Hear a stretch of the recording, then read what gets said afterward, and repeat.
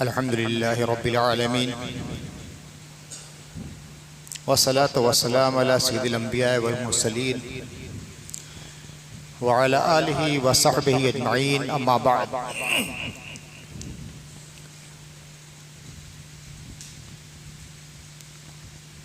قال الله تعالى الحمد لله رب العالمين. صدق الله العلي العظيم وصدق رسوله النبي الأمين الكريم. حضرات، شدت کی گرمی پڑ رہی ہے.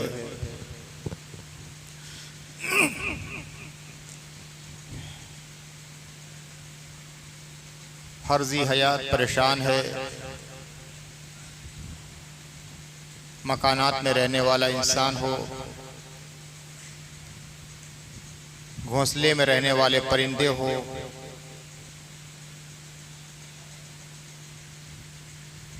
بنوں میں رہنے والے درندے ہوں، میدانوں میں رہنے والے چرندے ہوں، گرمی کی شدت سے ہر آدمی مضطرب و پریشان.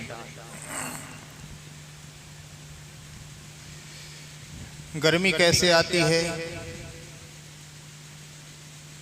گرمی کا تعلق جہنم سے کیا ہے؟ اس سے متعلق دو احادیث ہیں جو ایک زمانے سے موضوع بحث بنی ہوئی ہیں، اور آج جبکہ منکرین حدیث اور ملحدین یعنی ناستکوں کی ایک باڑھ سی آئی ہوئی ہے، بالخصوص ان دونوں احادیث کو پیش کر کے ذہنوں کو اسلام کے بارے میں شکوک و شبہات میں مبتلا کرنے کی کوشش کی جا رہی ہے. ایک حدیث وہ ہے جو بخاری شریف کے صفحات میں کئی مقامات پر آئی ہے، صحیح مسلم میں بھی آئی ہے، سنن ابن ماجہ میں بھی آئی ہے، حدیث کی دوسری کتابوں میں بھی ہے، اور دوسری حدیث بھی صحیح بخاری میں بھی ہے، صحیح مسلم میں بھی ہے. پہلی حدیث یہ ہے، عن ابی ذر الغفاری قال كنا مع النبي صلى الله عليه وسلم في سفر فأراد المؤذن أن يؤذن للظهر فقال النبي صلى الله عليه وسلم أبرد، ثم أراد أن يؤذن فقال له أبرد حتى رأينا فيء الطلول فقال النبي صلى الله عليه وسلم إن شدة الحر من فيح جهنم فإذا اشتد الحر فأبرد بالصلاة. وقال ابن عباس تفجأ تتميل. یہ روایت حضرت ابو ذر غفاری سے ہے. حضرت ابو ہریرہ سے بھی روایت یہ ہے، حضرت عبداللہ ابن مسعود سے بھی روایت آئی ہے، حضرت عبداللہ ابن عمر سے بھی روایت آئی ہے. میں نے جو پوری روایت پیش کی یہ حضرت سیدنا ابو ذر غفاری سے. مضمون سب کا ایک ہے، مفہوم الگ ہے، مفہوم ایک ہے، کہیں کہیں کسی لفظ کا فرق ہے. پہلے سارا سا ترجمہ. حضرت ابو ذر غفاری کہتے ہیں ہم ایک سفر میں اللہ کے نبی صلی اللہ علیہ وسلم کے ساتھ تھے.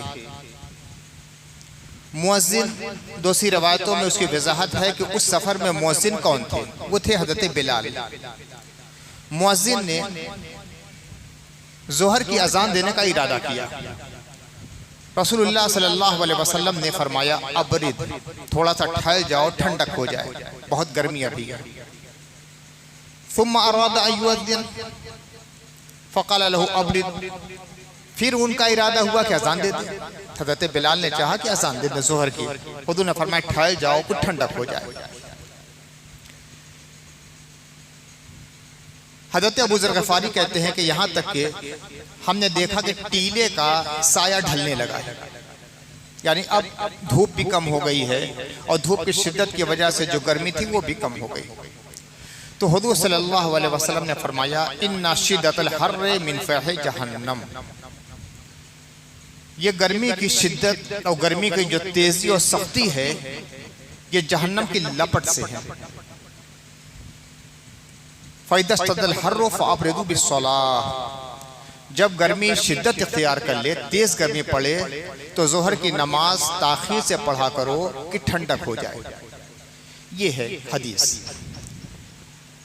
اب اس پر اعتراض ہے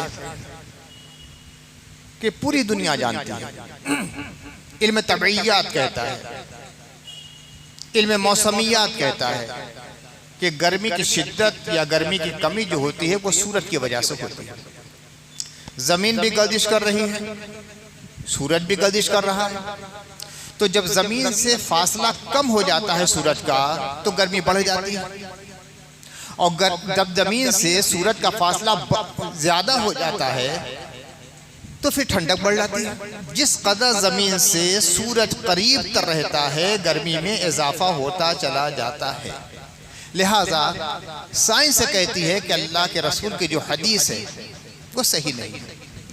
یہ منکرین حدیث کا اعتراض ہے۔ منکرین حدیث اللہ کو تو مانتے ہیں، قرآن کو تو مانتے ہیں، حدیث رسول کو نہیں مانتے۔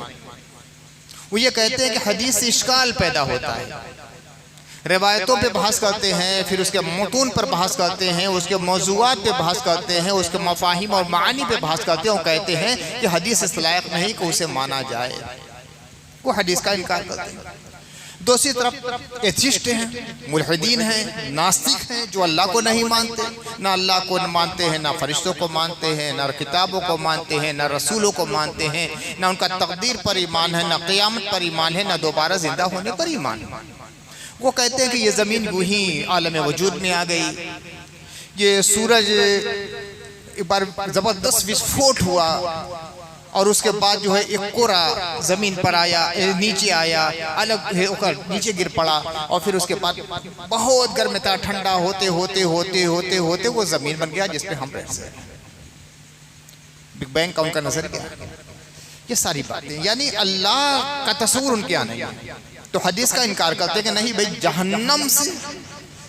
جہنم سے یہ گرمی کی شدت ہے، یہ چیز قابل قبول ہے ہی نہیں۔ جو چیز ہماری عقل میں نہیں آتی اس کو ہم نہیں مان سکتے۔ پہلی بات کہ سائنس کا دائرہ علم اور دائرہ تحقیق بہت محدود ہے۔ سائنس مشاہدات اور تجربات سے بحث کرتی ہے، جو چیز دیکھتی ہے، جو اس کے تجربے میں آتا ہے، حواس کے ذریعہ جو چیز معلوم ہوتی ہے اسی میں بحث کرتی ہے، اس کے آگے کیا ہے سائنس کو نہیں معلوم۔ تو تجربات اور مشاہدات سے سائنس بحث کرتی ہے۔ سائنس نے کبھی یہ دعویٰ نہیں کیا، آج تک یہ دعویٰ نہیں کیا کہ ہم جو کہہ دیں وہی حق ہے، اس کے علاوہ کچھ نہیں، یا جو ہم بتلاتے ہیں وہی تک ساری کائنات سمٹی ہوئی ہے، اس کے آگے کچھ نہیں۔ سائنس نے کبھی یہ دعویٰ نہیں کیا۔ یہ ماننے پہ آج بھی سائنس سے مجبور ہے کہ جو ہمیں معلوم ہے، جو ہم بتلا رہے ہیں، جو ہمارے محسوسات میں، ادراک میں، مشاہدات میں، تجربات میں آیا ہے، وہ بہت تھوڑا سا ہے، بہت تھوڑا سا ہے۔ یہ عالم شمسی کے بارے میں سائنس تحقیق کی، پہلے بتلا کہ اتنے ستارے ہو سکتے ہیں، پھر بڑھتے بڑھتے بڑھتے بڑھتے کروڑوں کروڑ خربوں تک تعداد پہنچے، اور سائنس پھر بھی کہتی ہے کہ ہمیں اپنی عز کا اظہار کرنا چاہیے کہ جتنے ستاروں کے بارے میں ہمیں علم ہے اس سے ہزاروں گنا زیادہ ستارے ہیں ہم جس کے بارے میں نہیں جانتے۔ تو جو اپنے نارسائی کا اظہار کر رہی ہے سائنس، اپنی لا علمی کا اظہار کر رہی ہے، جہاں اپنے غیر ادراکیت کا اظہار کر رہی ہے، اسی کو ہم سب کچھ مان لیں تو یہ ہماری سب سے بڑی جہالت ہو سکتی ہے۔ اس لیے کہ وہ مشاہدات اور تجربات سے بحث کرتی ہے، اور عالم مشاہدہ اور عالم تجربات سے ماورا ایک عظیم کائنات ہے۔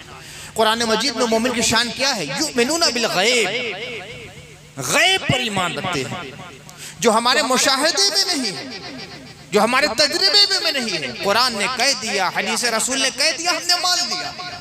تو سائنس ماورا کا عالم ہے۔ تو ظاہر سی بات ہے سائنس کی بتائی ہوئی بات پر ہم یقین کر کے قرآن و حدیث کی بات کو کبھی نہیں جھٹلا سکتے، اور جو جھٹلا رہا ہے وہ بہت بڑی حقیقت کا انکار کر رہا ہے۔ ایک بنیادی پوائنٹ جو تھا وہ میں نے آپ کے سامنے رکھا ہے۔ دوسری چیز یہ ہے، سائنس کے نظریات میں رات دن تبدیلی ہوتی رہتی ہے۔ آج سے 500 سال پہلے بہت سی تحقیقات ہوئی، 100 سال کے بعد انہی سائنسدانوں نے اس آگے ترقی کی اور اپنی ان باتوں کو ریجیکٹ کر دیا. کبھی کبھی تو یہ ہوا کہ ایک ہی سائنسدان نے اپنی بات کو ریجیکٹ کر دیا. پہلے تحقیق یہ تھی، بعد میں کر دیا نہیں یہ نہیں یہ ہے، یہ نہیں یہ ہے، یہ نہیں یہ ہے. ایک بات کو 5 بار ریجیکٹ کیا گیا. کبھی ہوتا ہے کہ ایک سائنسدان نے کوئی بات کی، دوسرے سائنسدان نے ریجیکٹ کر دیا. ایک زمانہ تھا کہ کہا جاتا تھا کہ ایٹم جو مادہ ہوتا ہے، باریک سے باریک، باریک سے باریک جو ذرہ ہو سکتا ہے ایٹم، اس کو توڑا نہیں جا سکتا، الگ نہیں کیا جا سکتا. اس کو کہتے ہیں جزو لا یتجزا. فلسفے کی اصطلاح میں ہم لوگوں نے جو پڑھا ہے جزو لا یتجزا. اب انگریزی نام کچھ اور ہوتے ہوں، لیکن سائنس سے آگے بڑھی، تحقیق کرتے کرتے کرتے کرتے کہا کہ نہیں، اس کا بھی تجزیہ کیا جا سکتا ہے، اس کو بھی ٹکڑے ٹکڑے کیا جا سکتا ہے، اس کو بھی تقسیم کیا جا سکتا ہے، ڈیوائیڈ کیا جا سکتا ہے. اور اس تحقیق کی بنیاد پر ایٹم بم بن گیا. پہلے کی ریسرچ اور تحقیق کو کنارے پھینک دیا گیا، کوڑے دان میں پڑی ہوئی. آج ریسرچ ہو گئی کہ نہیں کیا جا سکتا. تو سائنس کی تردید خود سائنس سے کرتی ہے، سائنس کو خود ریجیکٹ سائنس کر دیتی ہے. لہٰذا جس سائنس کو ریجیکٹ سائنس کر دیتی ہے، اس سائنس پر پورا بھروسہ کر کے قرآن و حدیث کے حقائق کو جھٹلانا جہالت کے علاوہ کچھ نہیں. تیسری چیز یہ ہے کہ یہ حدیث اور قرآن کی آیتیں، قرآن کی احادیث، پورا صحیفہ قرآنی سائنس کی کتاب نہیں ہے. جس سائنس کے کورس کی کوئی کتاب نہیں ہے. اس کا تعلق دین سے ہے، اس کا تعلق الہیات سے ہے، اس کا تعلق مذہب سے ہے، اس کا تعلق اخلاق و کردار و عقائد کی پاکیزگی سے. اسی کی تعلیم دینے کے لیے رسول آتے ہیں اور اسی کی تعلیم قرآن کی آیات میں دی گئی ہیں. یہاں موسم نہیں بدلایا جاتا. یہ اور بات ہے کہ قرآن میں اور احادیث رسول میں آسمان و زمین کے ایسے تہ بتہ، پردہ در پردہ حقائق کو بیان کر دیا گیا ہے کبھی کبھی جہاں تک آج کی سائنس سے بھی کی نگاہیں نہیں پہنچ سکی ہیں. اور جب وہاں تک سائنس اور تحقیق اور ریسرچ کی نگاہیں پہنچ جاتی ہیں، وگیان کی نگاہیں پہنچ جاتی ہیں، تو سائنس پکار اٹھتی ہے فتبارک اللہ واحسن الخالقین. وہی تمام کائنات کا خالق ہے. الحمدللہ رب العالمین. تمام کائنات کا پروردگار اللہ. تو سائنسی حقائق گاہے بگاہے بیان کیے گئے ہیں ضرور قرآن میں. تحقیق کا دروازہ کھولا گیا ہے. افلا تعقلون افلا تدبرون فانظروا فی الآفاق. اس طرح کی تعلیم دی گئی ہے.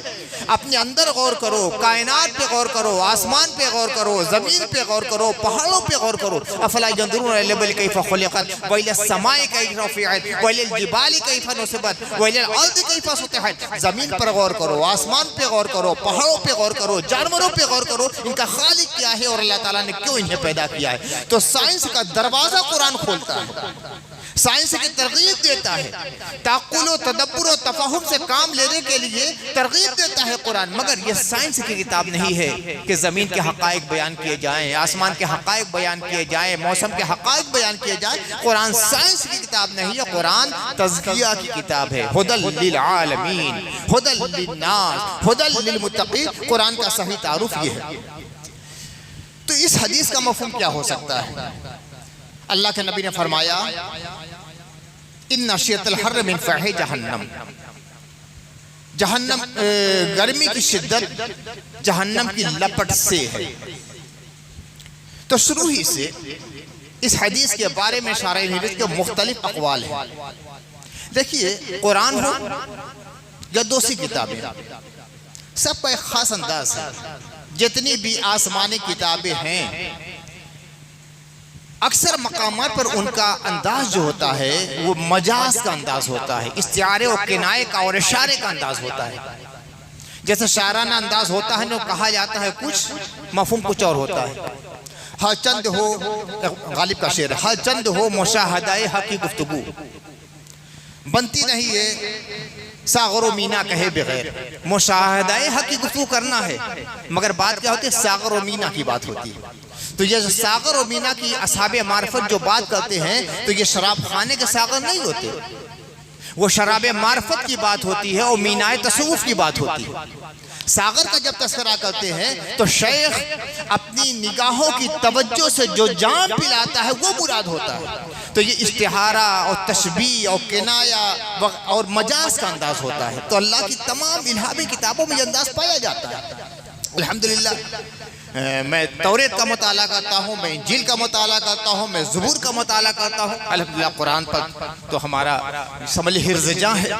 میں نے سب کے اندر یہ انداز پایا ہے کہ پس پردہ بات کہی جاتی ہے، مجاز کے انداز میں بات کی جاتی ہے۔ جیسے اصحاب تصوف ہیں کہ جب پلک کی بات کرتے ہیں تو پلک سے یہ محبوب کی آنکھ کا پلک مراد نہیں ہوتی ہے بلکہ پردہ مراد ہوتا ہے۔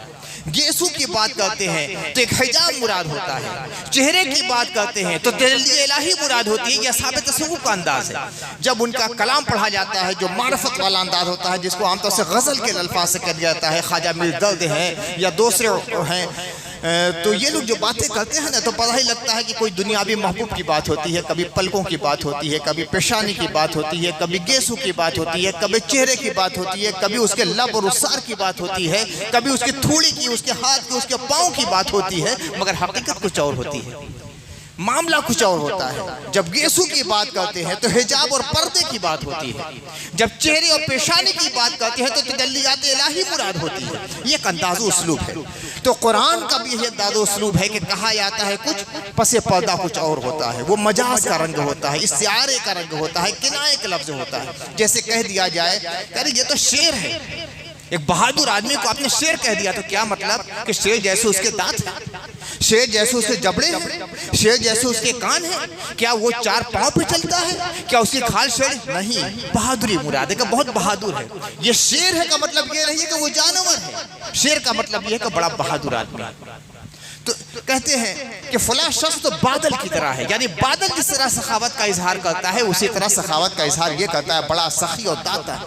تو یہ قرآن و حدیث کا ایک اسلوب ہے، جن لوگ اس اسلوب کو نہیں سمجھتے وہ قدم قدم پہ غلطی کر جاتے ہیں۔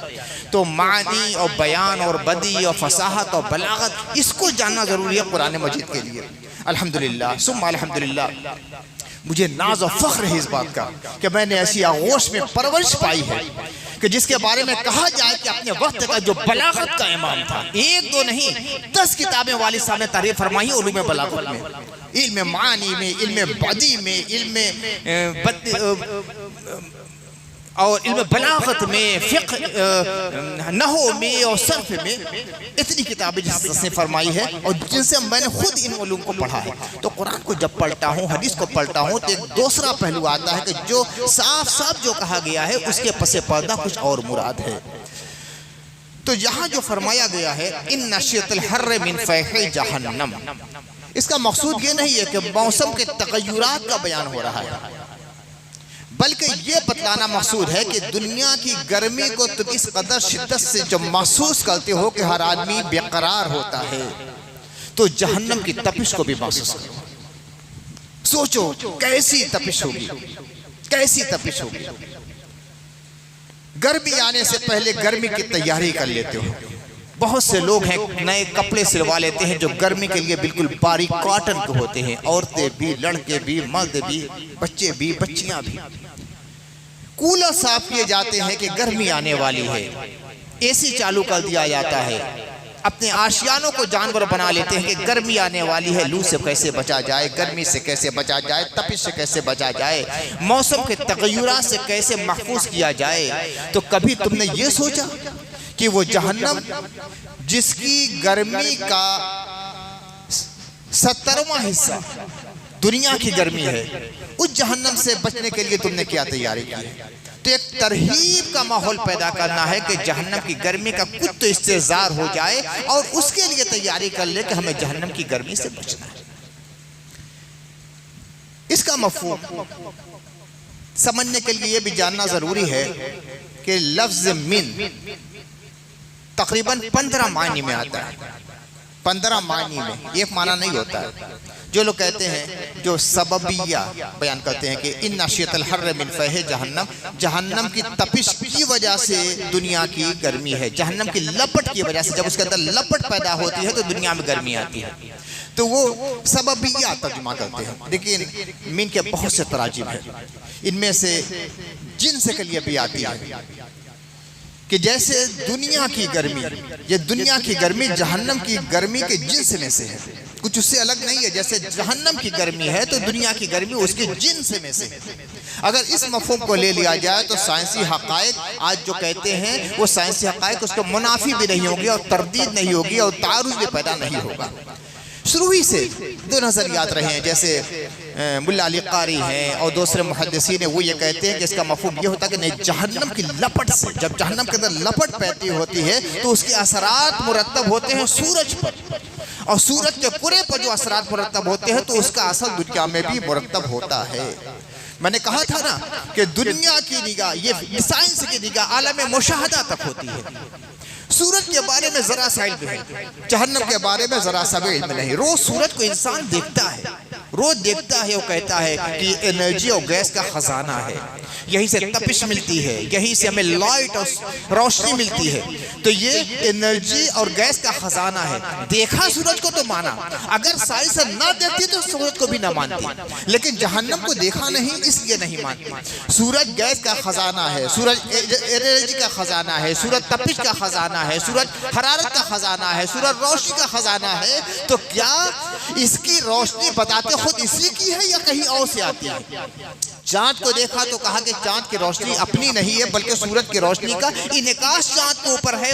سائنس نے کہہ دیا. چاند کو بھی دیکھا اور سورج کو بھی دیکھا تو سائنس نے مان لیا. لیکن چونکہ جہنم کو نہیں دیکھا ہے لہذا اس کا تصور سائنس کے ذہن میں نہیں ہے. حقیقت یہ ہے کہ سورج کی روشنی جو ہے وہ اپنی روشنی نہیں ہے، اس کی گرمی جو ہے اپنی گرمی نہیں ہے، بلکہ جو جہنم کی گرمی ہوتی ہے اس کے اثرات جو مرتب ہوتے ہیں، جہنم کی جو لپٹ ہوتی ہے اس کے اثرات جو مرتب ہوتے ہیں سورج پر، اس کا انعکاس زمین پر ہوتا ہے.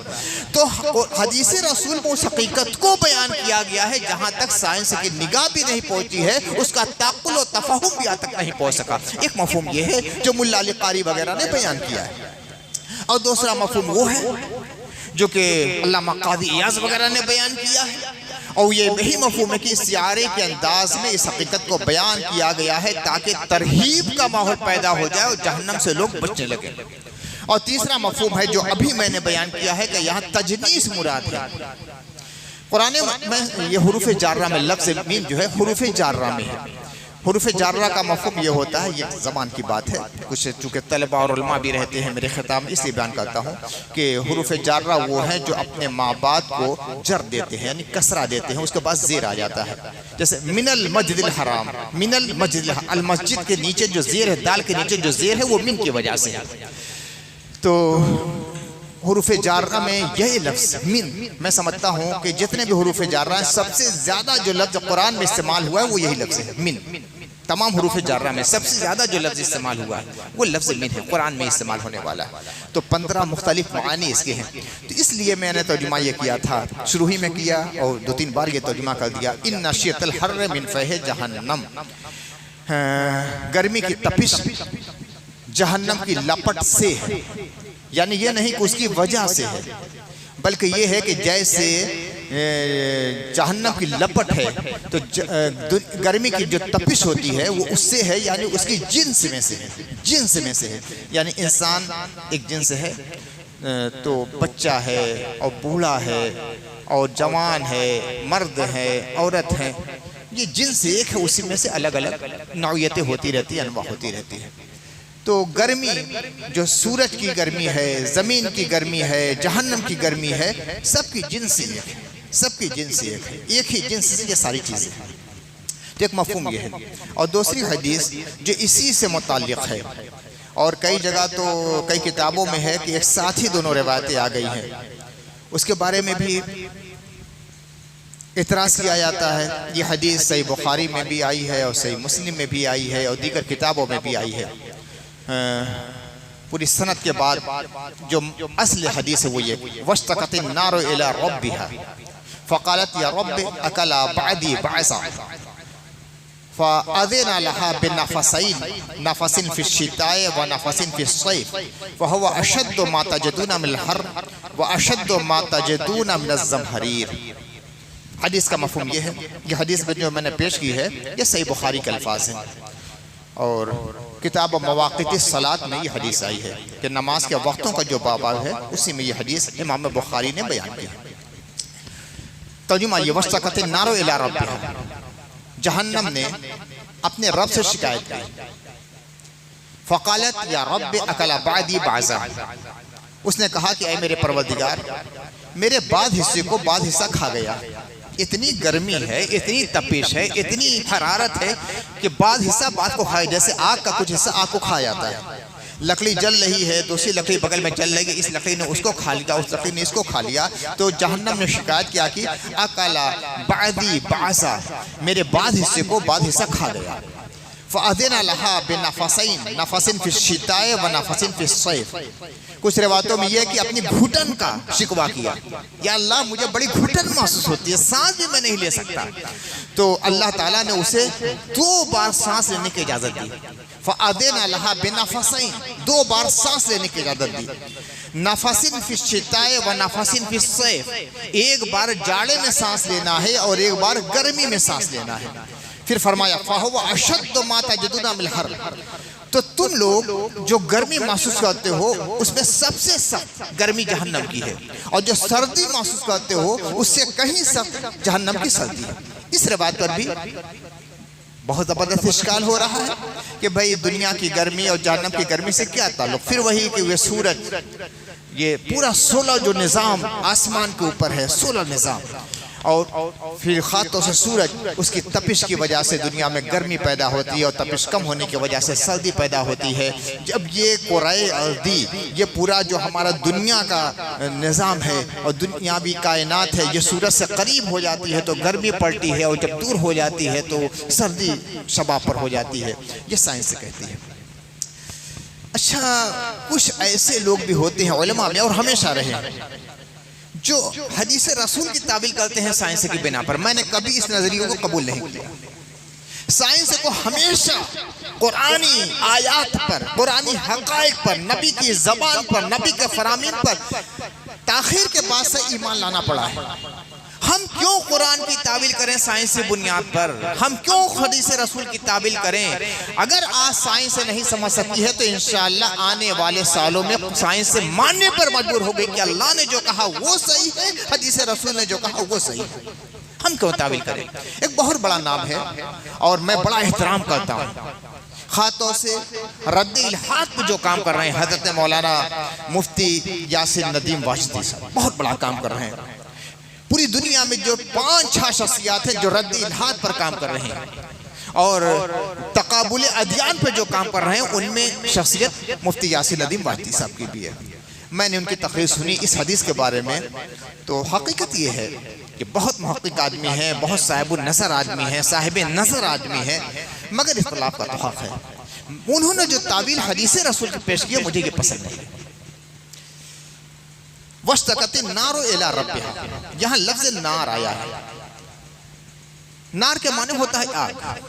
نار کے معنی عربی میں جو بنیادی معنی، اساسی معنی، یعنی جس حقیقت کو بیان کرنے کے لیے اس لفظ کو وضع کیا گیا وہ نار کے معنی آگ. لیکن بہت سے مقامات پر قرآن مجید میں بھی، حدیث رسول میں بھی جہنم کے لیے بھی النار کا لفظ استعمال کیا گیا ہے. اردو میں بھی بولتے ہیں فنا فی النار ہو گیا، کوئی جہنمی برا آدمی اور اللہ رسول کو نہ ماننے والا آدمی ماتا ہے، کہتے ہیں کہ فنا فی النار ہو گیا، آگ میں فنا ہو گیا. اس آگ سے مراد کیا ہے؟ جہنم اور دوزخ، سعیر، زمہریر، جو بھی پکڑ لیا جائے. تو حضرت مولانا مفتی یاسر ندیم واشتی صاحب کہتے ہیں کہ یہاں نار کا لفظ آیا ہے تو جہنم کو مراد لیا جائے. اس کی تعبیر اور تعویل یہ کہتے ہیں کہ اس سے مراد سورت ہے. وَاشْتَكَتِ النَّارُ إِلَىٰ رَبِّهَا، یعنی سورج نے اپنے رب سے شکایت کی اور کہا کہ اے میرے رب، میرا بعض حصہ بعض کو کھا گیا. ظاہر سی بات ہے ہم یہ تعبیل بھی کر لیں تو جو ملحدین کی طرف سے اور منکرین حدیث کی طرف سے جو اعتراض کیا جاتا ہے اس کا جواب نہیں بنتا، چاہے ہم جہنم اس کا ترجمہ کر لیں یا سورج کر لیں. لیکن آج تک تقریباً 1400 سال تک تمام شارحین حدیث نے اس نار سے مراد جہنم ہی کو مراد لیا ہے. تو اب جو کہا جائے گا وہ تفرد یعنی ان کی ذاتی رائے رہے گی. اور جو 1400 سال سے تمام شارحین حدیث، ہزاروں ہزار کی تعداد میں ہمارے شارح حدیث علماء جنہوں نے اپنی پوری زندگی شرح حدیث کے لیے اور خدمت حدیث کے لیے وقف کر دی، میں انہی کی بات کو درست مانتا ہوں کہ یہاں النار سے مراد جہنم ہی ہے. اب یہ ہے کہ جہنم نے شکایت کی تو کیا جہنم کے پاس زبان ہے؟ ہر مخلوق کی خاص زبان ہے، انسان کی خاص زبان ہے، لیکن ہر شے کی خاص زبان ہے۔ اللہ تعالیٰ فرماتا ہے کہ ہر چیز اللہ کی تسبیح بیان کر رہی ہے، وَإِن مِّن شَيْءٍ إِلَّا يُسَبِّحُ بِحَمْدِهِ وَلَٰكِن لَّا تَفْقَهُونَ تَسْبِيحَهُمْ۔ ہر چیز، ہر شے اللہ کی تسبیح بیان کرتی ہے، تم ان کی تسبیح کو نہیں سمجھ سکتے۔ اب یہ ہاتھ کا کنکر، ہاتھ میں پتھر جو زمین پہ پڑا ہوا ہے، پتھر اور کنکر چھوٹے چھوٹے ذرات پتھر کے، کیا کبھی ان کو بولتے ہوئے آپ نے سنا؟ یہ در، یہ دیوار، یہ چاند، یہ سورج، یہ ستارے، یہ آگ، یہ ہوا، یہ مٹی، یہ پانی، یہ درخت، یہ چرند، یہ پرند، کیا تسبیح سنی ہے آپ نے؟ مگر اللہ کہتا ہے کہ تسبیح پڑھنے، وَإِن مِّن شَيْءٍ إِلَّا يُسَبِّحُ بِحَمْدِهِ وَلَٰكِن لَّا تَفْقَهُونَ تَسْبِيحَهُ۔ تم ان کی تسبیح کو سمجھنے، سب کا آہنگ الگ ہے، سب کی زبان الگ ہے۔ زمین کا چھوٹا چھوٹا کنکر ہے، تسبیح نہیں پڑھتا، آپ تو سنتے نہیں، لیکن کبھی ایسا ہوتا ہے کہ اللہ اپنی قدرت کا ظہور فرما دیتا ہے اور انسان بھی سن لیتا ہے کہ ہاں وہ تسبیح پڑھتے ہیں، کلمہ پڑھتے ہیں، اللہ کا ذکر کرتے ہیں۔ وہ مشہور روایت کہ کافر آیا، مٹھی میں کنکری ہے، حضور رحمت عالم صلی اللہ علیہ وسلم سے کہا کہ اے محمد اگر یہ کنکری کلمہ پڑھ لگی تو میں مسلمان ہو جاؤں گا۔ حضور نے اشارہ فرمایا، صاف سننے والوں نے سنا کہ آواز آ رہی ہے کنکروں سے، اشہد ان لا الہ الا اللہ واشہد ان محمد عبدہ ورسولہ۔ ایک صحابی کہتے ہیں کہ ہم لوگ اللہ کے نبی صلی اللہ علیہ وسلم کے ساتھ کھانا تناول کر رہے تھے، حضور کی نگاہ موزرانہ پڑی تو ہمارے پیالے میں جو کھانا تھا اس کے اندر سے تسبیح کی آواز آنے لگی تھی۔ انتقن اللہ انتقا کل شیء، اللہ سب کو نطق عطا فرمانے والا ہے، تابع گویائی اور قوت سخن دینے والا اللہ ہے، جس سے چاہے گا اللہ بلوا لے گا۔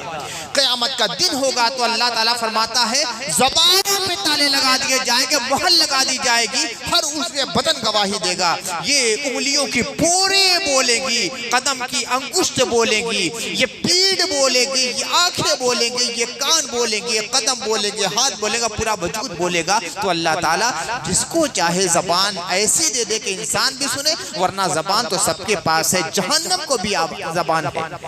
قرآن مجید میں ہے نا کہ اللہ تعالیٰ جہنمیوں کو جہنم میں ڈال لے گا تو اللہ فرمائے گا حلی طلعت، اے جہنم کیا تو بھر گیا، اب تیرے اندر گنجائش نہیں ہے؟ تو کہے گا حل میں مزید، اور بھیج، بہت گنجائش ہے، میں بہت بڑا ہوں، اور لوگوں کو بھیج، اور کچھ کافر ہیں، آج تیرے دشمن ہیں، تیرے منکر ہیں، تیرے رسول کے نہ ماننے والے لوگ ہیں، تیرے طاغی اور باغی بندے ہیں، بھیج دے، سب کی گنجائش میرے دامن میں ہے۔ تو اس دن میں جہنم بولے گا، تو اب جہنم کے بولنے پر کوئی اشکال نہیں ہو سکتا ہے۔ جس اللہ نے کائنات کے ذرے ذرے کو پیدا کیا وہ زبان بھی دے سکتا ہے۔ آج ہماری زبان بولتی ہے، کل ہماری آنکھوں کی پتلیاں بولیں گی، ہمارے کان کی لبیں بولیں گی، ہمارے سر کے بال بولیں گے، ہمارے ہاتھ پاؤں کی انگلیوں کے ناخن بولیں گے، گواہی دیں گے اللہ کی بارگاہ میں۔ تو اللہ کی قدرت سے کچھ بعید نہیں، لہذا یہ شکوہ کرنا اور یہ اعتراض کرنا کہ جہنم کیسے اللہ کی بارگاہ میں شکوہ کر سکتا ہے، تو جس خدا نے جہنم کو پیدا کیا ہے وہ جہنم کے اندر قوت گویائی بھی عطا کر دے گا، اور جو کہنا ہے جہنم کہتا ہے، کہتا رہے گا، اور جیسے چاہے گا اللہ تعالیٰ اس کی مراد بھر لائے گا۔ تو وَاشْتَكَتِ النَّارُ إِلَىٰ رَبِّهَا، جہنم نے اپنے رب سے شکوہ کیا، کہا یا رب اکل بادی، میرا بعض حصہ بعض کو کھا رہا ہے۔ اب جہنم کی شدت کا احساس کیجئے، جہنم کی شدت کا، جہنم کا بعض حصہ بعض کو کھا رہا ہے۔ کس قدر شدید جہنم کی آگ ہوگی، اس کی تپش اور اس کی گرمی اور اس کی لپٹ اور اس کی حرارت کا کیا اندازہ ہوگا۔ مقصود یہی ہے، چونکہ داعی ہے اللہ کے نبی، جنت کے بشارت دینے والے ہیں، جہنم سے انذار کرنے والے ہیں، لہذا جب بھی موقع آتا ہے، سردی کا موقع آتا تھا تو اس موسم کے لحاظ سے اللہ کے نبی خطاب فرماتے تھے، اور گرمی کا موسم آتا تھا تو ترہیب کے پہلو سے خطاب فرماتے تھے کہ دیکھو یہ شدت کا جاڑا ہے، یہ شدت کی گرمی ہے، دنیا کی گرمی کو تم محسوس کرتے ہو اور بے چین ہو جاتے ہو، جہنم کی گرمی کا احساس کرو اور اس کے لیے تیاری کر لو کہ ہمیں جہنم سے بچنا کیا ہے۔ حضور منذر بھی ہیں، حضور داعی بھی ہیں، حضور مبشر بھی ہیں، اس لیے اس طرح کی جو حدیثیں آتی ہیں تو اس میں ترہیب کا پہلو ہوتا ہے، تغیر موسم کا بیان یا طبیعیات کا بیان یا جیولوجی کا بیان یا علم ادویات کا بیان مقصود نہیں ہوتا ہے، مگر اس کے پس پردہ بھی جو حقائق بیان کر دیے جاتے ہیں، سائنس کو آج نہیں تو کل اس کے سامنے سر تسلیم خر کے آمنا و صدقنا کہنا ہی پڑے گا انشاءاللہ تعالی۔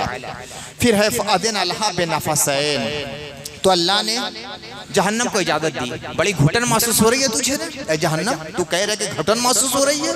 جہنم سانس نہیں لے سکتا تھا، تو اللہ نے فرمایا کہ 2 سانسیں لے سکتا ہے ایک سال میں، 2 سانسیں۔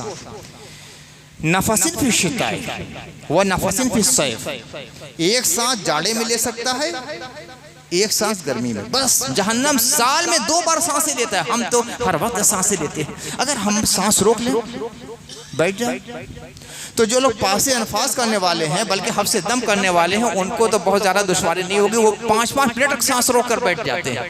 لیکن جن کی عادت نہیں ہے 1 منٹ کرنا بھی مشکل ہو جائے گا، دم گھٹنے لگے گا۔ جہنم تو سانس ہی نہیں لے پاتا تھا، شکایت کی کہ مولا بہت پریشان ہوں، گرمی اور تپیش اور حبس کا یہ گھٹن کا ماحول ہے کہ بعض حصہ بعض کو کھا رہا ہے۔ تو اللہ نے فرمایا، اجازت دے دی کہ 2 سانس لے سکتا ہے، ایک سانس گرمی میں، ایک سانس چاڑے میں۔ فَهُوَ أَشَدُّ مَا تَجِدُونَ مِنَ الْحَرِّ، فَهُوَ أَشَدُّ، اس کا ایک ترجمہ یہ ہے کہ اس سانس لینے کی وجہ سے وہ منظر سامنے آتا ہے کہ زیادہ سے زیادہ جو شدت کی گرمی محسوس کرتے ہو تو سانس کی وجہ سے ہے، اور شدت کی جو سردی محسوس کرتے ہو سانس لینے کی وجہ سے۔ دوسرا ترجمہ یہ فَهُوَ أَشَدُّ مَا تَجِدُونَ مِنَ الْحَرِّ، تم سب سے شدید جو گرمی محسوس کرتے ہو اس سے شدید گرمی جہنم کی ہے، اور سب سے شدید جاڑا جو محسوس کرتے ہو، سردی محسوس کرتے ہو، اس سے کہیں زیادہ شدید جہنم کی سردی ہے۔ شارح نے سے فرمایا کہ ایک بار سانس اندر کھینچتا ہے جہنم، ایک بار سانس باہر نکالتا ہے جہنم۔ جب باہر نکالتا ہے اپنا سانس، باہر اس جہنم کا سانس آتا ہے تو جو سانس کے اندر جو گرمی آتی ہے اس کا اثر زمین پر ظاہر ہوتا ہے اور شدت کی گرمی پڑتی ہے۔ اور جب سانس اندر کی طرف کھینچتا ہے جہنم تو دنیا میں جو گرمی ہوتی ہے بڑی حد تک اسے کھینچ لیتا ہے جہنم، اور اس کے بعد نہایت سخت سردی پڑتی ہے۔ پھر جو آخر کا جملہ ہے یہی اصل مقصود ہے، فَهُوَ أَشَدُّ مَا تَجِدُونَ مِنَ الْحَرِّ وَأَشَدُّ مَا تَجِدُونَ مِنَ الزَّمْهَرِيرِ، جو سخت سے سخت سردی محسوس کرتے ہو اس سے زیادہ سخت سردی جہنم کی ہے، اور جو سخت سے سخت گرمی محسوس کرتے ہو اس سے کہیں زیادہ سخت جو ہے جہنم کی گرمی ہے۔ 2 طبقات تو بہت جہنم کے ہیں، خاص 2 طبقات ہیں، ایک کا نام ہے سعیر، ایک کا نام ہے زمہریر۔ جو بہت گرم طبقہ ہے، بہت گرم طبقہ ہے، اس کا نام ہے سعیر، اور بہت ٹھنڈا طبقہ ہے، بہت سرد طبقہ ہے، اس کا نام ہے زمہریر۔ اللہ تعالی ہم سب کو جہنم کے عذاب سے، اس کے زمہریر سے، اس کے سعیر سے اور اس کے تمام طبقات سے بچائے، بلکہ یا اللہ جہنم سے ہماری اتنی دوری فرما دے کہ حدیث رسول کے مطابق جیسے مشرق اور مغرب کے درمیان دوری ہے اس سے کہیں زیادہ فاصلہ فرما دے، اور ہم کو تمام مسلمانوں کو، تمام حاضرین کو جو ہمارے دنیا سے جا چکے ہیں، جو موجود ہیں، تمام مومنین اور مومنات کو جہنم کے عذاب سے محفوظ فرما اور سب کو جنت عطا فرما۔ وآخر دعوانا الحمدللہ رب العالمین۔